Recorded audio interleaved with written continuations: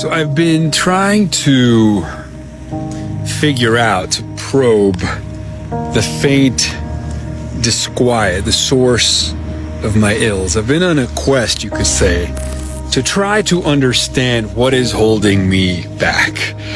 What continues to get in my way? What keeps me kicking and screaming, so to speak? What is this fear of being fully alive?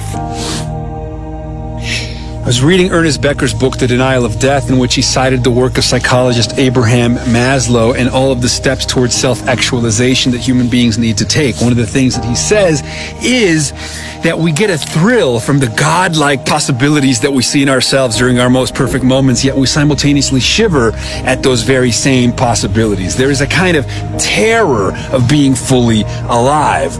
There is this fear of a kind of quaking, annihilating glory. That during our most perfect moments, when we feel the most connected, the most powerful, when we're actually in a state of surrender, when we let it all go, we take our hands off the wheel, the ecstasy is so great, we fear it will undo us. We fear we will not survive past the ecstasy. And so we shrink back from being fully alive. We shrink away from life, right? We shy away from the sunlight. We fear the intensity of unfiltered experience. And there is a name for this affliction. It's called Jonah syndrome, right? The fear of being fully alive, right? A shrinking away from the full intensity of life. It is the feeling that it is just too much and I just can't take it. I will not surpass this ecstasy, this hilarity, this cosmic intensity, this ecstasy.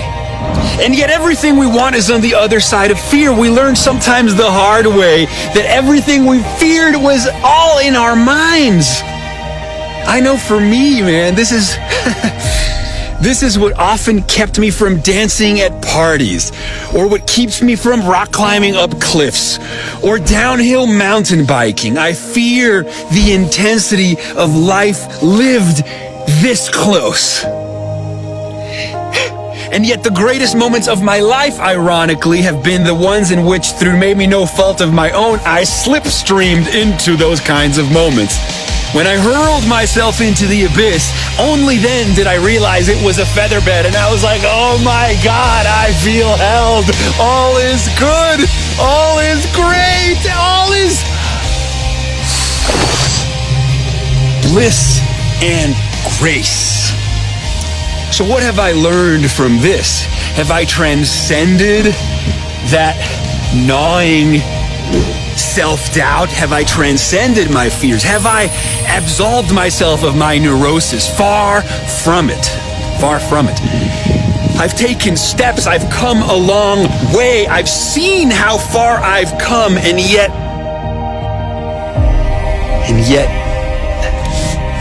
the journey beckons. I haven't fully heeded. I feel myself often second-guessing my decisions, stuck, not knowing where my path is at. And so, truth be told, I'm a work in progress. These fleeting insights of visionary understanding, these moments of clarity, they nudge me forward, right? They become the reference points, the anchor points, the tetherings of where I'm going, right? They become a kind of map. Follow your bliss, said Joseph Campbell. And he was right. He was right. We'll get there together.